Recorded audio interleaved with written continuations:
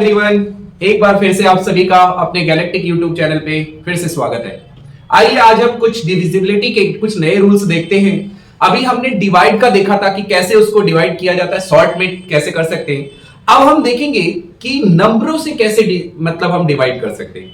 For example, जैसे कि 2 से डिविजिबिलिटी की क्या क्राइटेरिया होता है, 3 से डिविजिबिलिटी के क्या क्राइटेरिया होता है, 4 से डिविजिबिलिटी के क्या क्राइटेरिया होता है। तो इस तरीके के रूल्स को देखते हैं और वन बाय वन एक एक एग्जांपल करते हैं। चलिए स्टार्ट करते हैं हम लोग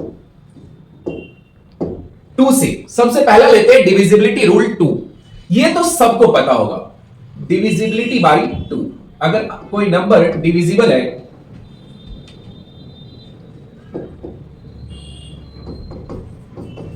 डिविजिबल बाय 2, अगर कोई नंबर 2 से डिविजिबल है, इसके लिए क्या होना चाहिए। तो जैसा कि आप सभी जानते हैं, डिविजिबल बाय 2 से रूल कहता है कि भैया उसके एंड में या तो 0 होना चाहिए या तो 2 का मल्टीपल होना चाहिए। किसका मल्टीपल होना चाहिए?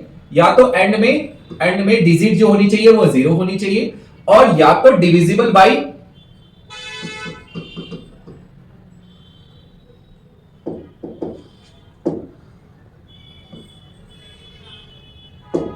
मल्टीपल बाय 2 होना चाहिए।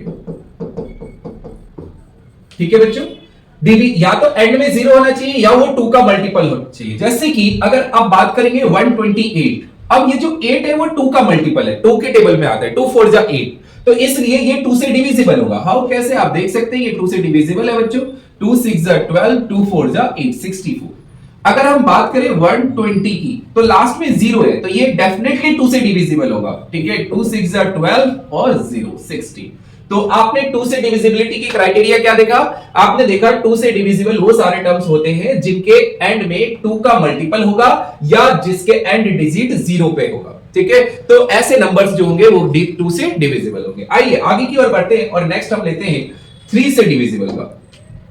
3 से डिविजिबल का क्या होगा? Divisible by 3। 3 से डिविजिबल का क्या होता है क्राइटेरिया? तो बच्चों 3 से डिविजिबल के लिए हम क्या देखते हैं कि वो जो टर्म आ रहा है, जो भी नंबर दिया हुआ है, उसका जो सम होना चाहिए वो क्या होना चाहिए? 3 से डिविजिबल होना चाहिए। जैसे कि आपको दिया गया नंबर है 1 2 3। ठीक है, अब आप इसको करेंगे तो 1 + 2 + 3, तो 1 + 2 3 और +3 कितना होता है? 6 होता है। तो प्यारे बच्चे 6 जो है वो 3 के टेबल में आता है, means that 6 is a multiple of 3, इसलिए हम कहेंगे 123 जो है वो डिविजिबल बाय 3 होगा, कंप्लीटली डिविजिबल होगा। हाउ, कैसे? करके देख लीजिए। 3 4 जा 12, ठीक है, कैंसिल आपका 3 3 1 जा 3, रिमाइंडर आ गया 0। तो हम कह सकते हैं कि ये 3 से डिविजिबल है। ओके, तो 3 से डिविजिबिलिटी के लिए क्या होना चाहिए? 3 से डिविजिबिलिटी का क्राइटेरिया होता है कि जो नंबर आपको दिया हुआ है उनके सभी डिजिट का सम क्या होना चाहिए? 3 का मल्टीपल होना चाहिए। तो हम कहेंगे कि वो 3 से डिविजिबल है। ठीक है बच्चों, चलिए आगे की ओर बढ़ते हैं। तो नेक्स्ट हमारा आता है डिविजिबल बाय 4। Divisible by 4। 4 से डिविजिबिलिटी की क्या क्राइटेरिया होती है?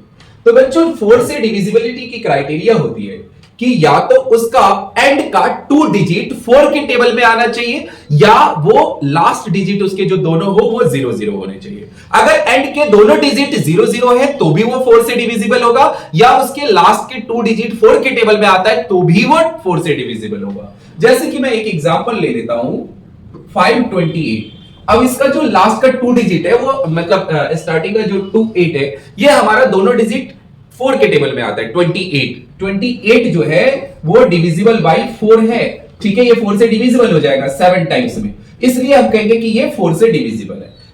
जैसे कि अगर आप डिवाइड करके देखना चाहते तो आप कर लीजिए। 4 1 जा 4, 5 में से 4 गया 1 2, 4 3 जा 12, ये कैंसिल हो गया, ये आ गया 8, 4 2 जा 8। ओके, रिमाइंडर आ गया आपका 0। करेक्ट है बच्चों।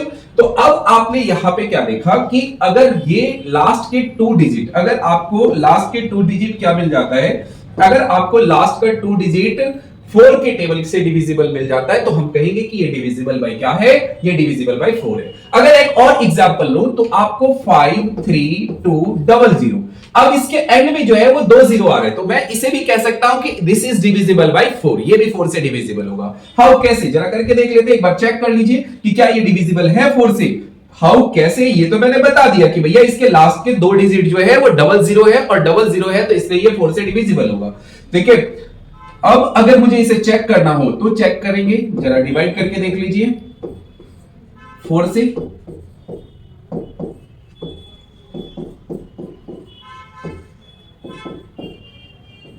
ठीक है, हो गया। तो इसलिए अब आप देख सकते हैं कि ये डिविजिबल बाय 4 है। तो मैंने आपको सिखाया डिविजिबल बाय 4। 4 से डिविजिबिलिटी के क्या रूल है, तो लास्ट के 2 डिजिट क्या होने चाहिए, लास्ट के 2 डिजिट डिविजिबल बाय 4 होने चाहिए, तभी हम कहेंगे कि ये 4 से डिविजिबल है।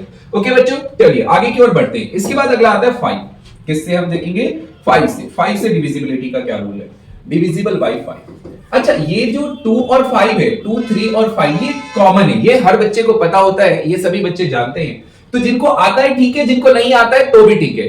ठीक है, तो डिविजिबल बाय 5।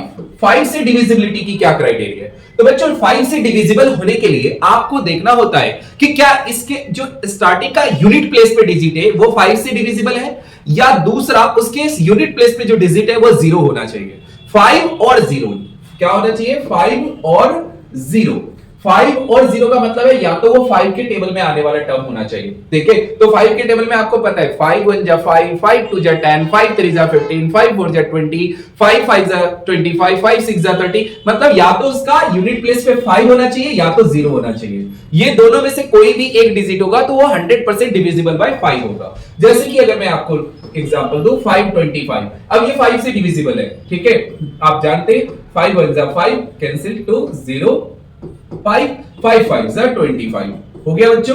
तो इसलिए हम कहेंगे कि ये डिविजिबल बाय 5 है। या ऐसे ही आप एग्जांपल ले सकते हैं प्यारे बच्चों, ऐसे एग्जांपल जैसे कि आपका 1200 हो गया। अब 1200 मींस दैट इसके यूनिट प्लेस पे क्या आ रहा है, 0 आ रहा है। अगर यूनिट प्लेस पे 0 है तो ये भी 5 से डिविजिबल होगा। 5 2 जा 10, ये आ गया 2 0, 5 4 जा 20 कैंसिल 0, ये 0 और कैंसिल हो गया। ठीक है, तो 240। आपने देखा कि अगर यूनिट प्लेस पे क्या हो, या तो 5 हो और यूनिट प्लेस पे या तो क्या होना चाहिए, 0 होना चाहिए। ठीक है, अगर यूनिट प्लेस पे 5 या 0 आ रहा है तो हम कहेंगे कि ये डिविजिबल बाय क्या है, 5 है। अगर यूनिट प्लेस पे 5 और 0 के अलावा कोई अदर नंबर है तो हम कहेंगे वो डिविजिबल बाय 5 नहीं है। चलिए आगे की ओर बढ़ते हैं, एक और लेते हैं 6, डिविजिबल बाय 6। अगर हमें कहता है कि 6 से डिविजिबल बाय 6, अगर कहता है कि 6 से डिविजिबिलिटी की क्या क्राइटेरिया है, 6 से डिविजिबल कैसे होगा, कब कहेंगे कि कोई भी टर्म 6 से डिविजिबल होगा, तो याद रहे बच्चों जो नंबर 3 और 2 दोनों से डिविजिबल होगा, क्या, डिविजिबल बाय 2 एंड 3।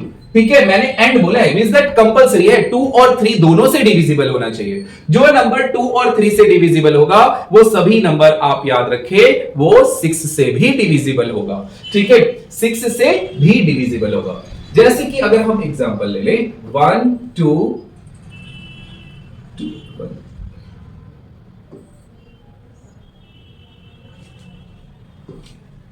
अब जैसे ये नंबर है 1 2 3 और 6, अगर मैं बात करूं कि क्या ये नंबर 2 से डिविजिबल है, जी बिल्कुल डिविजिबल है, क्योंकि इसके यूनिट प्लेस पे क्या आ रहा है, 6 आ रहा है, इसलिए ये 2 से डिविजिबल है। अगर मैं बात करूं क्या ये नंबर 3 से डिविजिबल है, तो 1 + 2 + 3 + 6, अगर आप इसका सम देखेंगे तो 2 और 1 3 और 3 6 और 6 कितना होता है 12। अगर इसका सम 12 आ रहा है, ये 3 से डिविजिबल है, और अगर ये 3 से डिविजिबल है तो ये 2 से भी डिविजिबल है। It is divisible by both 2 and 3, ये 2 और 3 दोनों से डिविजिबल है, इसलिए हम कहेंगे दिस इज डिविजिबल बाय 6। ये किससे डिविजिबल होगा बच्चों, ये 6 से भी डिविजिबल होगा। ओके, चेक करना है, आप चेक करके देख लीजिए 1 2 3 6, अगर मैं इसे 6 से डिवाइड करूं 6 2 12, ये आ गया 0, 3 डिवाइड नहीं होगा, 0 डालेंगे 6 आ जाएगा, 6 6 36, रिमाइंडर आ गया 0। तो क्या आप देख रहे हैं कि ये नंबर जो है वो 6 से डिविजिबल है। तो प्यारे बच्चों अब आप कहेंगे कि ऐसे कहां तक डिविजिबल हो रहा है, तो रुको, थामो, अगले वीडियो में फिर दोबारा मुलाकात होगी हमारी एक नए कॉन्सेप्ट के साथ। वहां पर हम और भी नंबर्स देखेंगे, मैं आपको 7 8 9 10 11 12 13 14 15 16 17 18 19 तक आपको मैं डिविजिबिलिटी का क्राइटेरिया सिखाऊंगा और बताऊंगा कैसे डिविजिबल होता है। तो मेरे साथ यूं ही वीडियो में बने रहिए, आने वाले सभी वीडियोस आप जरूर देखिएगा, आपको सारे डिविजिबिलिटी के रूल मिलेंगे। ओके, तो आज के लिए बस इतना ही, तब तक के लिए नमस्कार, धन्यवाद।